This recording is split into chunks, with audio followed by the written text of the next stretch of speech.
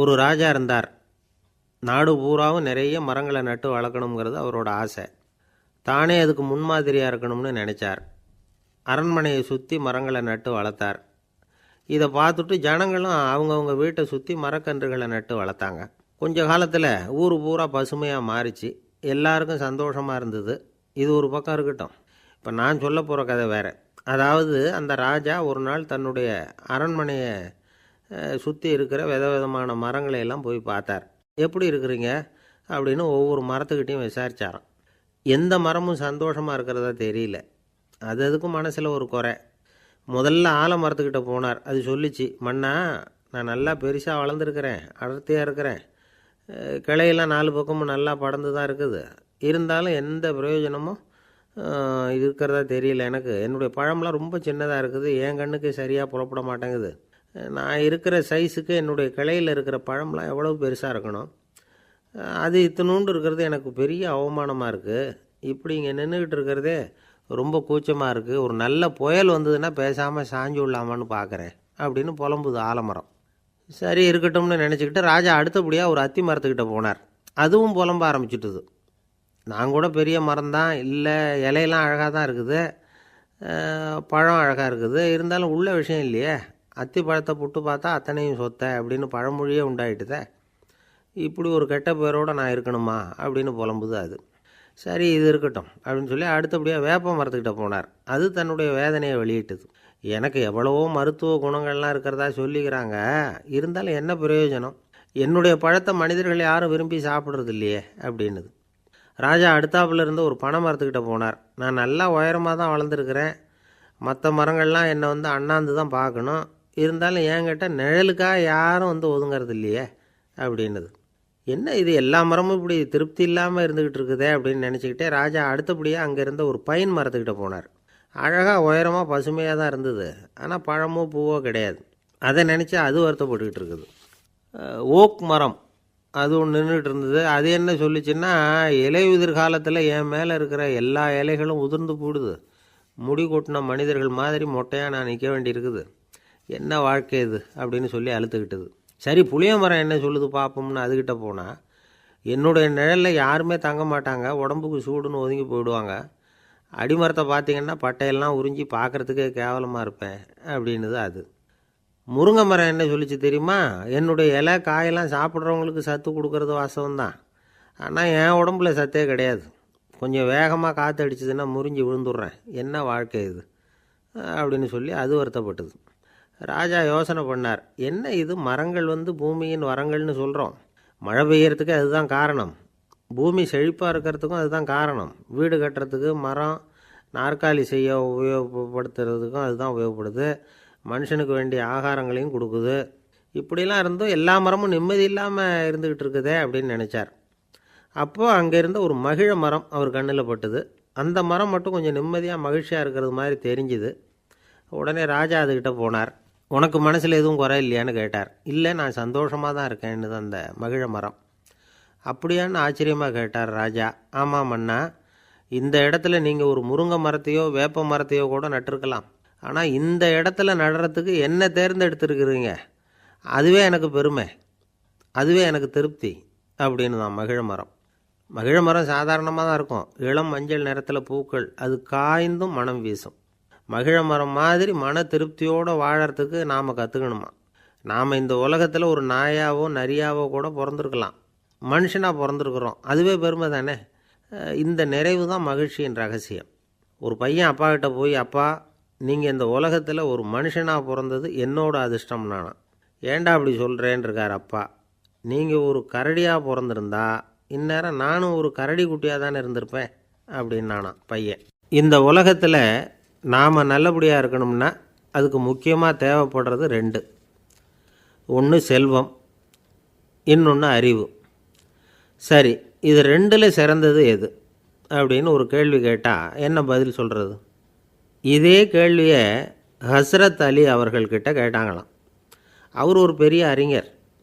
கேள்வி கேட்டவங்களும் சாதாரண ஆட்கள் இல்லை, இவங்களும் அறிஞர்கள். ஒரு நாள் ஹஸ்ரத் அலி அவர்கள்கிட்ட 10 அறிஞர்கள் வந்தாங்களாம். ஐயா, நாங்கள் 10 பேரும் உங்ககிட்ட ஒரே கேள்வியை தான் கேட்க வந்திருக்கிறோம், ஆனால் எங்கள் 10 பேருக்கும் நீங்கள் தனித்தனியாக பதில் சொல்ல முடியுமா அப்படின்னு கேட்டிருக்காங்க. அதாவது அவங்க ஒரே கேள்விக்கு இவர்கிட்ட இருந்து 10 விதமான பதில் எதிர்பார்க்குறாங்க. சரி கேளுங்க, என்ன கேள்வி அப்படின்னார் அவர். அப்போ தான் அவங்க கேட்டாங்களாம், செல்வம் அறிவு இது ரெண்டில் சிறந்தது எது? இதுதான் கேள்வி. ஹஸ்ரத் அலி என்ன பண்ணார் தெரியுமா? அவங்கள ஒவ்வொருத்தராக கூப்பிட்டார். ஒவ்வொரு விதமான பதிலை சொல்லி அனுப்புனார். முதல்ல ஒருத்தரை கூப்பிட்டார், சொன்னார், அறிவுங்கிறது தீர்க்கதரிசிகள், ஞானிகள், மகான்கள் இவங்களோட பரம்பரை சொத்து. ஆனால் செல்வங்கிறது கொடுங்கோலரின் ஆயுதம். அதனால் அறிவு தான் சிறந்தது அப்படின்னார். ரெண்டாவது ஆளை கூப்பிட்டார். உங்ககிட்ட செல்வம் இருந்தால் நீங்கள் தான் அதை காப்பாற்றணும். ஆனால் அறிவு உங்களை எப்பவும் காப்பாற்றும். ஆகவே அறிவு தான் சிறந்தது அப்படின்னார். மூணாவது ஆளை கூப்பிட்டார். செல்வந்தனுக்கு எப்போதும் விரோதிகள் அதிகம், ஆனால் அறிஞனுக்கு நண்பர்கள் அதிகம். அதனால் அறிவு தான் சிறந்ததுன்னார். அடுத்தவரை கூப்பிட்டார். செல்வம் அடுத்தவங்களுக்கு கொடுக்க கொடுக்க குறையும், ஆனால் கல்விங்கிறது அதிகரிச்சுக்கிட்டே வரும், கொடுக்கறதுனால குறையாது. அதனால் அறிவு தான் சிறந்ததுன்னார். இன்னொருத்தரை கூப்பிட்டார். அறிவுள்ளவன் எப்பவும் அதை அடுத்தவங்களுக்கு வாரி வழங்கிக்கிட்டே இருப்பான். அதனால் அவங்ககிட்ட தாராளத்தன்மை இருக்கும். ஆனால் செல்வந்தன்கிட்ட கஞ்சத்தனம் தான் இருக்கும். அதனால் அறிவு தான் சிறந்ததுன்னார். ஆறாவது நபரை கூப்பிட்டார். செல்வத்தை கள்வர்கள் திருடிட்டு போக முடியும், ஆனால் அறிவை அப்படி திருடிட்டு போக முடியாது அப்படின்னார். ஏழாவது நபரை கூப்பிட்டார். செல்வம் கால ஓட்டத்தில் அழிஞ்சிரும், ஆனால் அறிவை கால ஓட்டம் ஒன்றும் பண்ண முடியாது. ஆகவே அறிவே சிறந்ததுன்னார். எட்டாவது ஆளை கூப்பிட்டு சொன்னார், செல்வத்துக்கு எப்பவும் எல்லை உண்டு, நிறை உண்டு, அளவு உண்டு, கணக்கு உண்டு. ஆனால் அறிவுக்கு அப்படிப்பட்ட எல்லை எதுவும் கிடையாது. அதனால் அதுதான் சிறந்ததுன்னார். அடுத்தவனை கூப்பிட்டார். செல்வம் உள்ளத்தில் உள்ள ஒளியை போக்கிவிடும், இருட்டை உண்டாக்கிவிடும், விரிந்த மனப்பான்மையை குறுகலாக்கிவிடும். ஆனால் அறிவு அப்படி இல்லை, இருண்ட உள்ளத்தில் ஒளியை பாய்ச்சி அதை விசாலப்படுத்துது. அதுதான் சிறந்ததுன்னார்.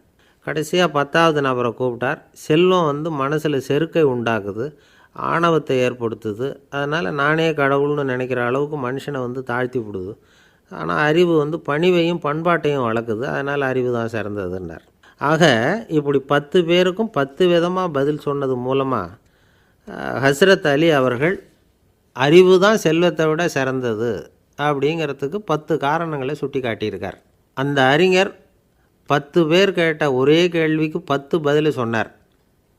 நமக்கு வேண்டிய ஒருத்தர் 10 பேர் கேட்ட கேள்விக்கு ஒரே பதில் சொல்லி சமாளித்தார். கேள்வி என்ன தெரியுமா? என்கிட்ட வாங்கின கடனை எப்போயா திருப்பி கொடுக்க போகிறேன்? இதுதான் அந்த 10 பேரும் கேட்ட ஒரே கேள்வி. இந்த மாதம் 26ஆம் தேதி தந்துடுறேன் அப்படிங்கிற ஒரே பதில் சொல்லி அவ்வளவு பேரையும் இவர் அனுப்பி வச்சுட்டாராம். எல்லாரும் போனதுக்கப்புறம் இவரை தனியாக கூப்பிட்டு கேட்டிருக்கிறாங்க. அது என்ன சார் கணக்கு, 26ஆம் தேதி அன்னைக்கு என்ன அதிசயம் நடக்க போகுது அப்படின்னு கேட்டிருக்காங்க. அதிசயம் அன்னைக்கு இல்லை, அதுக்கு நாளே நடக்க போகுதுன்னாராம். விவரமாக சொல்லுங்கன்ட்ருக்காங்க. வேறு ஒன்றும் இல்லைங்க, 26ஆம் தேதி தானே எல்லாரையும் வர சொல்லியிருக்கிறேன், அதுக்கு நாளே நான் புறப்பட்டு தலைமறைவாயிட போகிறேன் அப்படின்னாராம் ரொம்ப பெருமையாக. ஒரு ஊரில் ஒரு ராஜா இருந்தார். அந்த ராஜாவுக்கு ஒரு மந்திரி. ராஜா ரொம்ப நியாயமானவர், நேர்மையானவர், கண்டிப்பானவர். தப்பு செய்கிறது யாராக இருந்தாலும் தண்டனை கொடுப்பார். வேண்டியவங்களுக்கு ஒரு நியாயம், வேண்டாதவங்களுக்கு ஒரு நியாயங்கிறதெல்லாம் அவர்கிட்ட கிடையாது. ஒரு சமயம் அரசவையில் அந்த அமைச்சரே விதிமுறைகளுக்கு புறம்பாக ஏதோ நடந்துக்கிட்டு இருக்கார். மன்னருக்கு கோபம் வந்துட்டுது. உடனே அந்த அமைச்சரை கிட்டத்தில் கூப்பிட்டு அவர் கன்னத்தில் ஓங்கி ஒரு அறை கொடுத்துட்டாராம். உடனே அந்த அமைச்சர் என்ன பண்ணார் தெரியுமா? நேராக போனார். அங்கே நின்றுக்கிட்டு இருந்த இன்னொருத்தர் கன்னத்தில் ஓங்கி அரைஞ்சார். அறை வாங்கினவர் திகைச்சு போயிட்டார். இவர் ஏன் நம்மளை அரைகிறார் அப்படின்னு யோசனை பண்ணார். மன்னரும் திகைச்சு போயிட்டார். நாம் இவர் அரைஞ்சா அதுக்காக இவர் போய் இன்னொருத்தர் அரையணுமா அப்படின்னு யோசனை பண்ணார். இவருக்கு என்ன பைத்தியமானு கூட நினைக்க ஆரம்பிச்சிட்டார். ஆனால் என்ன ஆச்சுன்னா, அப்புறம் அமைச்சர் அவர் கவனிச்சிக்கிட்டு இருந்தாரா, அவர் இன்னொருத்தர் அரைஞ்சார் இல்லையா, அந்த அறை வாங்கின ஆசாமியை பார்த்து கத்திக்கிட்டு இருந்தார். யார்? அமைச்சர். ஏப்பா என்கிட்ட அறையை வாங்கிக்கிட்டு இப்படி விவரம் இல்லாமல் நின்றுக்கிட்டு இருக்கிறிய, நான் உனக்கு கொடுத்ததை நீ வேறு யாருக்கிட்டையாவது கொடுத்துரு அப்படின்னார். உடனே அந்த ஆள் பார்த்தான். தனக்கு அடுத்தபடியாக நின்றுக்கிட்டு இருந்தவனை ஓங்கி ஒரு அறை அரைஞ்சான். அவன் கன்னத்தை தடவிட்டே யோசனை பண்ணான். இது ஏதோ புரிஞ்சுக்கிட்ட மாதிரி அடுத்தாப்பில் நின்றுக்கிட்டு இருந்தவனை அரைஞ்சான். இப்படி இந்த அறை மாறி மாறி போய்கிட்டே இருக்குது. ஊர் பூரா பிரயாணம் பண்ண ஆரம்பிச்சுட்டுது. அன்றைக்கி ராத்திரி அந்த ராஜா படுக்கிறதுக்காக போனார். அந்த நேரம் பார்த்து அவர் கன்னத்தில் பலார்னு ஒரு அறை விழுந்தது. நம்மளே அரையிறது யார் அப்படின்னு அதிர்ச்சியோட மன்னர் திரும்பி பார்க்குறாரு. அரைஞ்சது அவரோட மனைவி. என்னாச்சு உனக்குன்னு கத்துனார் ராஜா. உங்களுக்கு தெரியாதா, ஊர் பூரா ஒருத்தர் மாற்றி ஒருத்தர் மூலமாக இந்த அறை வந்து பிரயாணம் பண்ணிட்டு வருது அப்படின்னாங்க அந்த அம்மா. அப்படின்னா ஆரம்பித்த இடத்துக்கே வந்துட்டுதா அப்படின்னாராம் மன்னர். என்ன சொல்கிறீங்கன்னு கேட்டிருக்காங்க. இவர் விவரத்தை சொன்னாராம். அப்படின்னா நீங்கள் ஆரம்பித்து வச்ச இந்த விளையாட்டை நான் முடிச்சு வச்சுட்டேன் அப்படின்னாங்களாம் அந்த அம்மா. மறுநாள் காலை மறுபடியும் அரசவை கூடிச்சு அந்த அமைச்சர் மன்னரை பார்த்து கேட்டார், என்ன மகாராஜா, என்கிட்ட கொடுத்ததை திருப்பி வாங்கிட்டீங்களா அப்படின்னாராம். இப்படி நடக்கும்னு நான் எதிர்பார்க்கவே இல்லைன்னார் மன்னர். ஆனால் நான் எதிர்பார்த்தேன். அது எங்கே போயிட போகுது, ஊர் பூரா சுற்றி கடைசியில் உங்ககிட்ட தான் வந்து சேரும் அப்படிங்கிறது எனக்கு தெரியும் அப்படின்னார் அமைச்சர். இந்த கதை வந்து வேடிக்கையாக இருந்தால் கூட இதில் உள்ள கருத்து முக்கியமானது. இந்த உலகத்தில் பல கருத்துக்கள் இப்படி தான் மாறி மாறி சுற்றி வந்துக்கிட்டே இருக்குது. நம்மால் ஒருத்தன் தன்னுடைய நண்பன் ஒருத்தனை கடத்தெருவில் பார்த்தான். உடனே ஓடி போய் பலார்னு ஒரு அறை கொடுத்தானான். அவன் கண்ணத்தை தடவிட்டு ஏன்டா என்னை அரைஞ்சேன்னு கேட்டிருக்கான். நீ ஏன்டா என்னை முட்டாள்னு என் மனைவிட்ட போய் சொன்னேன் அப்படின்ட்டுருக்கான் அவன். உன்னை ஒரு முட்டாள்னு சொன்னதுக்காகவா நீ என்னை அரைஞ்ச அப்படின்னு கேட்டிருக்கான் இவன். டேய், நான் அதுக்காக அறையலப்பா, அது ஒரு பெரிய ரகசியம். நான் முட்டாளுங்கிறது அந்த ரகசியத்தை நீ வந்து ஏன் எங்கள் வீட்டில் போய் சொன்னேன், அதுக்காக தான் அரைஞ்சேன் அப்படின்னு நான் அவன். துருக்மேனியாவில் அஷ்காபாத் அப்படின்னு ஒரு நகரத்தில் ஒரு புவியியல் விஞ்ஞானி இருந்தார். அவர் ஒரு நாய்க்குட்டி வளர்த்தார். ஒரு நாள் முன்னிரவு நேரம் ஒரு மேஜைக்கு முன்னாடி உட்காந்து அந்த விஞ்ஞானி ஏதோ கணக்கு போட்டுக்கிட்டு இருக்கிறார். அவருக்கு ஒரு சின்ன பெண் குழந்தை, அது தொட்டிலில் தூங்கிட்டு இருக்குது. அந்த நாய்க்குட்டியும் ஒரு மூலையில் படுத்து அது பாட்டுக்கு தூங்கிட்டு இருந்தது. ஒரே அமைதி. அந்த நேரத்தில் திடீர்னு அந்த நாய்க்குட்டி துள்ளி எழுந்திரிச்சிது. நேராக குழந்தைகிட்ட ஓடிச்சு. அந்த குழந்தைய அது போட்டிருந்த ட்ரெஸ்ஸோடு சேர்த்து கவ்வி தூக்குச்சு. தூக்கிக்கிட்டு வாசல் பக்கம் ஓடிச்சு. நாய்க்குட்டி குழந்தைய கவ்வி தூக்க முடியுமாங்கிற சந்தேகம் உங்களுக்கு இல்லையா? நீங்கள் வந்து நம்ம ஊர் நாய்க்குட்டியவே பார்த்து பழக்கப்பட்டிருக்கீங்க, அதனால் நம்புறதுக்கு சிரமமாக இருக்கும்.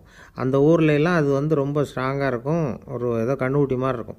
விஞ்ஞானி அதை பார்த்துட்டார். உடனே அந்த நாய்க்கு வந்து வெறி பிடிச்சிட்டுதுன்னு முடிவு பண்ணிவிட்டு தன்னோட கை துப்பாக்கியை எடுத்துக்கிட்டு ஓடி வந்தார். அவர் வெளியில் வந்து நாய்க்குட்டி எங்கே அப்படின்னு பார்த்து தேடுறார். அந்த நேரத்தில் அந்த வீடு வந்து இடிஞ்சு விழுது. காரணம் பூமி அதிர்ச்சி. இப்படி பூமி அதிர்ச்சி உண்டாக போகுதுங்கிறது அந்த நாய்க்குட்டிக்கு முன்னாடியே தெரிஞ்சு போச்சு. அதுதான் குழந்தைய தூக்கிட்டு வெளியில் ஓடி வந்திருக்குது. அது மூலமாக அந்த குடும்பத்தையே காப்பாற்றிருக்குது அந்த நாய்க்குட்டி.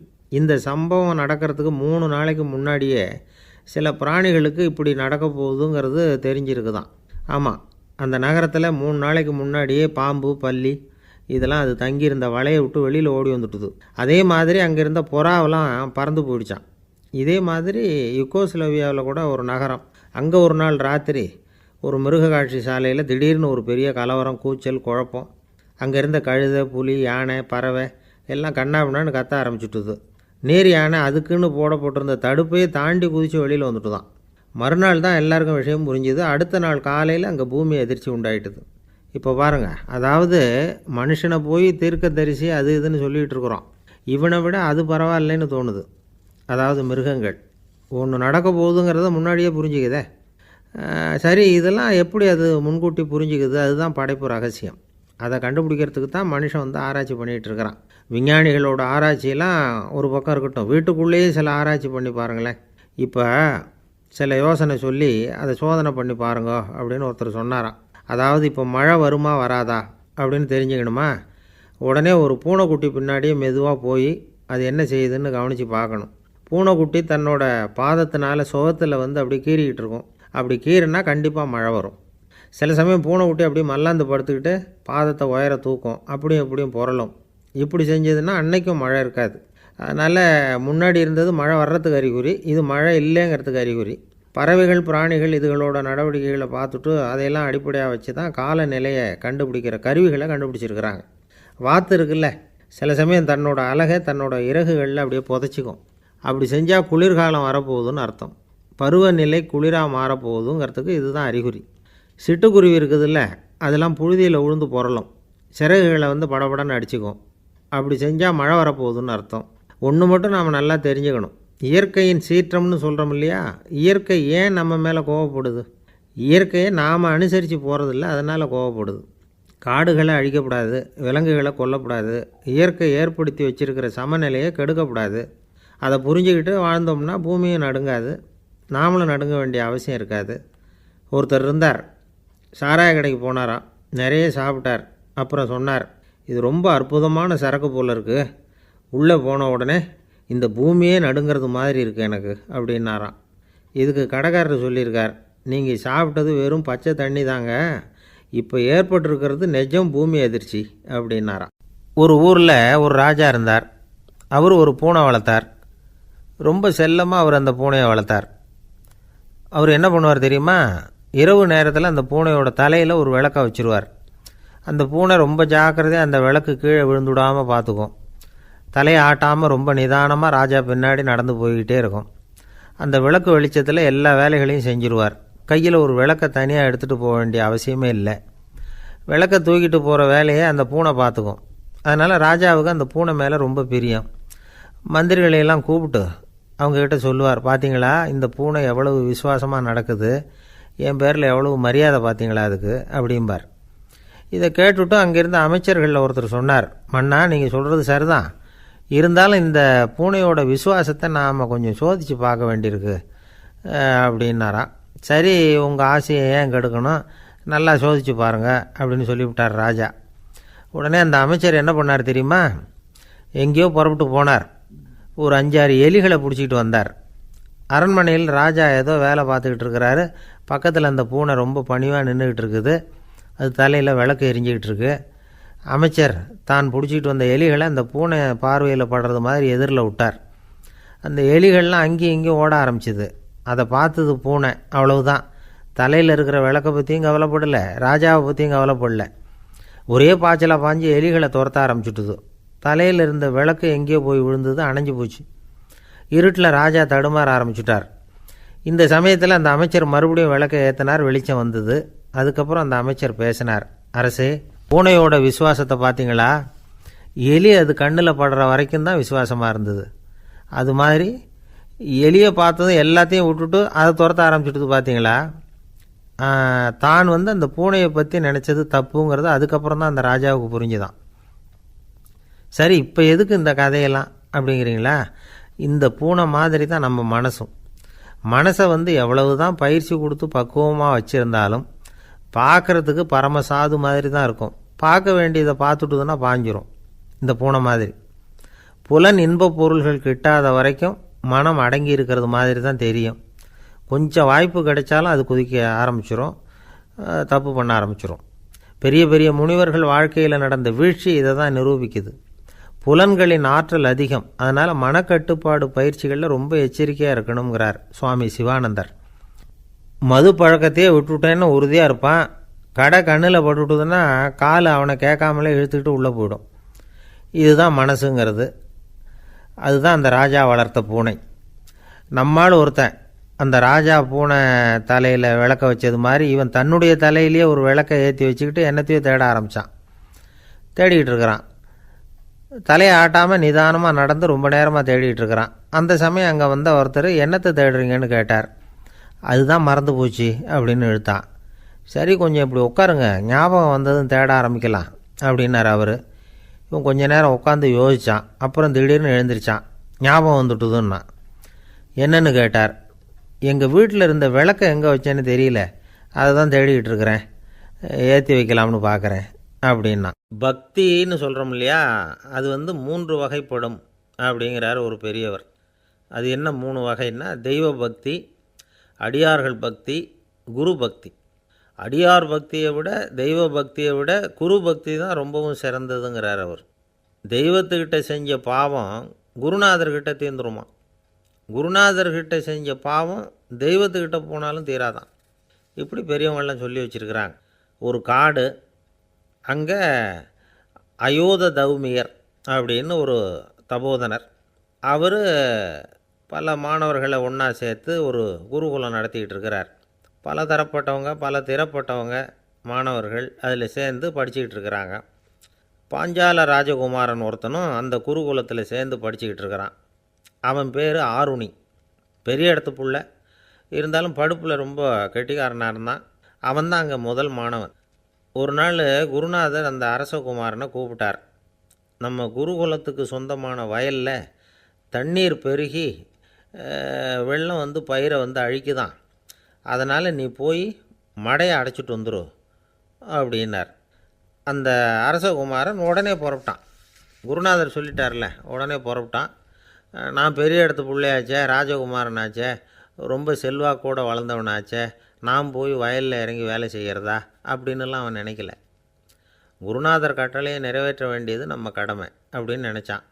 உடனே ஒரு மண்வெட்டியை தூக்கி தோளில் வச்சுக்கிட்டு புறப்பட்டு போயிட்டான். வயலுக்கு போனான். பார்த்தான், தண்ணி கரையை உடச்சிக்கிட்டு வயலுக்குள்ளே ஏகமாக பாஞ்சிக்கிட்டு இருக்குது. இவன் மண்வெட்டியால் களிமண்ணை புல்லோடு சேர்த்து புல் பற்ற மாதிரி வெட்டி வெட்டி போட்டான். இருந்தாலும் மடையை அடைக்க முடியல. தண்ணி அதை மீறி வந்துக்கிட்டே இருக்குது. தண்ணி வேகமாக வயலுக்குள்ளே போய்கிட்டே இருக்குது. போடுற பத்தையெல்லாம் கரைஞ்சி கரைஞ்சி போயிட்டுருக்கு. இருந்தாலும் இவன் தன்னுடைய முயற்சியை கைவிடலை. வெட்டி வெட்டி போட்டுக்கிட்டே இருக்கிறான். காலையில் அங்கே போனவன் சாயந்தரம் வரைக்கும் இப்படி செஞ்சுக்கிட்டு இருக்கிறான். உடம்பும் மனசும் ரொம்பவும் சோர்ந்து போச்சு. இருந்தாலும் குருநாதர் இட்ட கட்டளையை நிறைவேற்றாமல் இருக்கிறோமேங்கிற ஒரு குறை அவனுக்கு இருக்குது. குரு கட்டளையை நிறைவேற்றாத நான் இன்னமும் இருக்கணுமா அப்படின்னு யோசனை பண்ண ஆரம்பிச்சிட்டான். என்ன செய்யலாம்னு பார்த்தான். நம்ம குருநாதர் இட்ட பணிக்காக இந்த உடம்பையே தியாகம் பண்ணலாம் அப்படின்னு முடிவு பண்ணான். தண்ணி பாயுதில் அதுக்கு குறுக்க விழுந்து அப்படியே மடையை அடைச்சிக்கிட்டு அப்படியே படுத்துட்டான். இது மற்றவங்களுக்கு தெரியாது. அன்னைக்கு ராத்திரி ஒரு விளக்கு முன்னாடி உட்காந்து குருநாதர் பிள்ளைங்களுக்கு பாடம் சொல்லி கொடுத்துக்கிட்டு இருக்கிறார். முதல் வரிசையில் இருக்கக்கூடிய ராஜகுமாரனை காணலை. நம்ம ஆருணி எங்கே போனா அப்படின்னு சொல்லி மற்ற மாணவர்களை விசாரித்தார். இப்போ அவங்க சொன்னாங்க, சுவாமி அவன் காலையில் வயலுக்கு மடையை அடைக்கிறதுக்காக போனான், நீங்கள் தான் போக சொன்னீங்க, இன்னும் திரும்பி வரல அப்படின்னு அவர் பையன். குருநாதர் உடனே ஒரு தீவெட்டி எடுத்துக்கிட்டு மாணவர்களை அழைச்சிக்கிட்டு வயலுக்கு போனார். அங்கே போய் பார்த்தா ஆளை காணும். ஆருணி ஆருணின்னு சொல்லி சத்தம் போட்டு கூப்பிட்டு பார்க்குறார். நான் இங்கே இருக்கேன் குருநாதா அப்படின்னு காலுக்கு அடியிலேருந்து ஒரு சத்தம் வருது. குனிஞ்சு பார்த்தா அவன் மடையில் படுத்துருக்குறான். என்னப்பா இதுன்னார். காலையிலேருந்து இந்த மடையை அடைச்சி பார்த்தேன் சுவாமி, முடியல, அதனால் இப்படி குறுக்க படுத்துட்டேன். என்னை தாண்டறதுக்கு பயந்து போய் தண்ணியை தேங்கி நின்றுட்டுது அப்படின்னா. அவனுடைய குரு பக்தியையும் அவனை தாண்டறதுக்கு அஞ்சு நிற்கிற தண்ணி தேக்கத்தையும் பார்த்துட்டு எல்லாரும் ரொம்ப ஆச்சரியப்பட்டு போயிட்டாங்களாம். ஆருணி எழுந்திரிச்சு வா அப்படின்னு கூப்பிட்டாரான் குருநாதர். அவன் தண்ணீரை பொழந்துக்கிட்டு எழுந்திரிச்சு வந்தானான். அதனால் அவனுக்கு உத்தாலகன் அப்படின்னு ஒரு பேர். உத்தாலகன்னா தண்ணீரை பிளந்தவன் அர்த்தம். அந்த உத்தாலகன் மாதிரி இந்த காலத்து மாணவர்களுக்கும் குரு பக்தி வேணும் அப்படின்னு சொன்னோம் ஒரு பள்ளிக்கூடத்தில். உடனே நிறைய மாணவர்கள் எழுந்திரிச்சு நின்னாங்க. சார், நீங்கள் எங்களை இன்னமும் சரியாக புரிஞ்சுக்கலன்னு நினைக்கிறோம். அன்னைக்காவது ஒருத்தன் அப்படி இருந்தான், இன்றைக்கி ஏகப்பட்ட உத்தாலகர்கள் இருக்கிறோம். எங்கள் வாத்தியார் கட்டளை இட்டால் இப்போவே அது மாதிரி வயலுக்கு போய் மடையில் குறுக்கப்படுத்துக்கிறதுக்கு இந்த வகுப்பில் உள்ள அத்தனை பேரும் தயாராக இருக்கிறோம் அப்படின்னாங்க. அப்படியா அப்படின்னு சொல்லி கேட்டோம் ரொம்ப சந்தோஷமாக. ஒருத்தன் ரொம்ப அடக்கமாக எழுந்திரிச்சான்.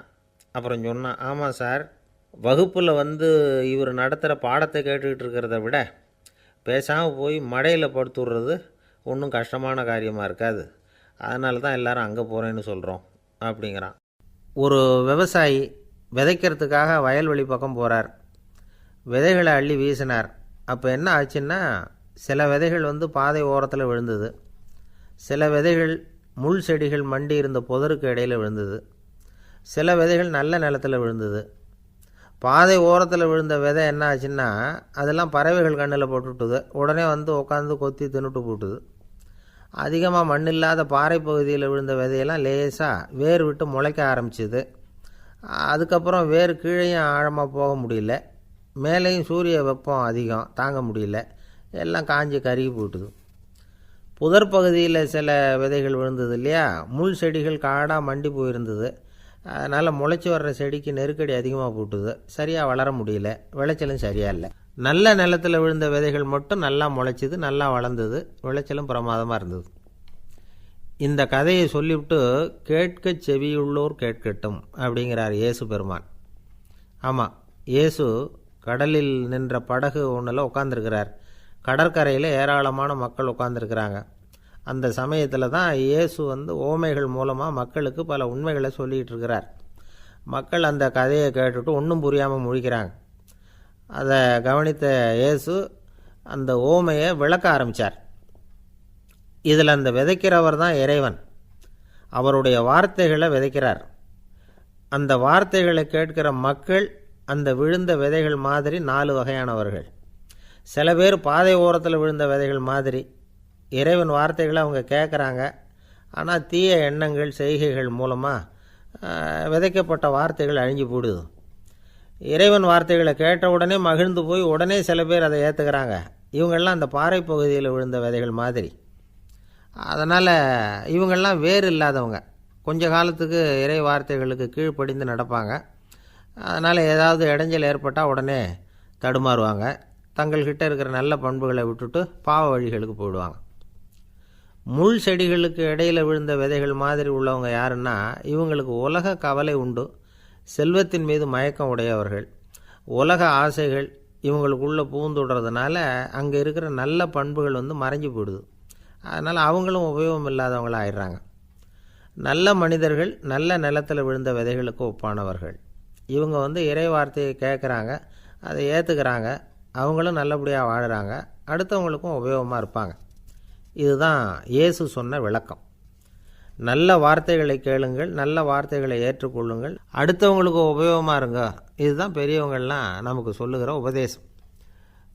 ஒரு அப்பா தன்னுடைய மகனுக்கு உபதேசம் பண்ணார். இதை பாருப்பா, நல்ல வார்த்தைகளை கேட்கணும், எப்போதுமே மகன் அப்பா பேச்சை கேட்குறது நல்லது அப்படின்னாராம். நீ ஏதாவது ஒரு தப்பு பண்ணால் என் தலையில் ஒரு முடி நரைச்சி வெள்ளையாக போடும்பா, நீ செய்கிற ஒவ்வொரு தப்புக்கும் என் தலையில் ஒவ்வொரு முடி வெள்ளையாயிடும் அப்படின்னாராம். பையன் யோசித்தான், அப்பா இப்போ தான் எனக்கு புரியுது, தாத்தாவோட தலைமுடி பூராவும் வெள்ளையாக இருக்கிறதுக்கு என்ன காரணங்கிறது எனக்கு இப்போ தான் புரியுது அப்படின்னானா. ஒரு இலக்கிய கூட்டம் ஏற்பாடு பண்ணியிருக்கிறோம், நீங்கள் அவசியம் அதில் பேசணும் அப்படின்னு கேட்டுக்கிட்டார் ஒருத்தர். வேணாங்க, 4 பேருக்கு முன்னாடி நிற்கிறதுனா எனக்கு ரொம்ப கூச்சமாக இருக்கும் அப்படின்னாரு இவர். ஏன் சார் இன்னமும் குழந்த மாதிரி கூச்சப்படுறீங்களே அப்படின்னார் அவர் ஒரு மாதிரியாக சமாளித்து அனுப்பி வச்சுட்டு அதுக்கப்புறம் அதை பற்றி இவர் யோசித்து பார்த்துருக்கார். சில நிபுணர்கள் எழுதியிருக்கிறத படித்தும் பார்த்துருக்கிறார். மனோதத்துவ நிபுணர்கள் என்ன சொல்கிறாங்க தெரியுமா? 10லேருந்து 20% குழந்தைகள் பிறக்கிறப்பவே கூச்ச சுபாவம் கொண்டதாக தான் இருக்குதான். ஒரு தாத்தா தன்னோட பேர பிள்ளைய ஆசையாக கூப்பிடுறார் விளையாட்டு காட்ட, அதை அழுதுகிட்டு ஓடி போகுது. ஒரு அம்மா தன்னோட பிள்ளைய பள்ளிக்கூடத்தில் சேர்க்கறதுக்காக கூப்பிட்டுக்கிட்டு போகிறாங்க. அந்த பிள்ளை அம்மாவோட முந்தானையில் ஒளிஞ்சிக்கிட்டு வெளில வரமாட்டேங்குது. இவங்களெல்லாம் எப்படி சமாளிக்கிறது? குழந்தைகளோட கூச்ச சுபாவத்தை போக்குறது எப்படி? இதுக்கு நிபுணர்கள் சில யோசனைகளை சொல்லியிருக்கிறாங்க. மற்றவங்களுக்கு முன்னாடி என் பையனுக்கு கூச்சம் ரொம்ப அதிகம் சார், மற்றவங்க பார்த்தா ரொம்ப வெக்கப்படுறான், இப்படி சொல்கிற அப்பாக்கள் உண்டு. என் பையன் புது மனுஷாலை பார்த்தா அட்டையாக ஒட்டிக்குவான் சார் அப்படின்னு சொல்கிற அப்பாக்களும் உண்டு. இப்படிலாம் குழந்தைகளுக்கு முத்திரை குத்துறது ரொம்ப தப்பான். புதுசாக யாராவது வீட்டுக்கு வந்தால் குழந்தை தானாக தன்னோட கூச்சத்தையும் பயத்தையும் போக்கிக்கிட்டு சகஜமாக மாறி வர்றதுக்கு வாய்ப்பு கொடுக்கணுமா. ஒரு கூட்டத்துக்கோ அல்லது சொந்தக்காரங்க கல்யாணத்துக்கோ குழந்தைய அழைச்சிட்டு போகிறீங்க, அங்கே போய் கட்டாயப்படுத்தி குழந்தைய மற்றவங்க கிட்ட பேச சொல்லக்கூடாது. சில சமயம் குழந்தை தானாக தன்னுடைய கூச்ச சுபாவத்தை விட்டு பேசுகிறதுக்கு முன் வந்தால் அதை பாராட்டணும். குழந்தை கலகலப்பு இல்லாமல் மௌனமாக இருந்ததுன்னா அதையும் கண்டுக்கக்கூடாது. குழந்தை பேச ஆரம்பித்தா அதை ஆர்வத்தோடு கவனிக்க தெரியணும். கலந்து உரையாடுற பழக்கத்தை வீட்லேயே ஆரம்பிக்கலாம். கேட்டதுக்கு பதில் சொல் அப்படின்னு நீங்கள் அதிகாரம் பண்ணிகிட்டு இருக்கக்கூடாது. அது குழந்தைக்கு பேசுகிற சந்தர்ப்பத்தை குறைச்சிருமா. இப்போ நாம் அதிகாரம் பண்ணால் கேலி செய்கிற பழக்கம் குழந்தைகளை ரொம்ப பாதிச்சிருமா. பெரியவங்களானதுக்கு அப்புறமும் சில பேர் கூச்சத்தோடவும் பயத்தோடவும் இருக்கிறதுக்கு இதுதான் காரணம். சின்ன வயசில் அவங்கெல்லாம் ஏதாவது கேலிக்கு ஆளாகி இருப்பாங்க. 2வது குழந்தை மூத்த குழந்தைய கேலிக்கு ஆளாகிற சந்தர்ப்பங்களை கண்டு கேலி பண்ணினா அது இளம் நெஞ்சங்களை விட்டு நீங்கிறதே இல்லையா. எப்பவும் குழந்தையோட நடை உடை பாவனைகளை பற்றி சொல்லிக்கிட்டே இருக்கக்கூடாதான். அதுவே கூச்ச சுபாவத்தை கொண்டுட்டு வந்துடுமா. அப்பா எங்கேன்னு யாராவது கேட்டால் இது மாதிரி இன்ன காரியத்துக்காக வெளியில் போயிருக்கார், இத்தனை மணிக்கு திரும்பி வருவார் அப்படின்னு சொல்கிற அளவுக்கு குழந்தைகளை பழக்கப்படுத்தி வைக்கணும். ஃபோன்லேயே யாராவது விசாரித்தா கூட இது மாதிரி பதில் சொல்லு அப்படின்னு சொல்லணும்.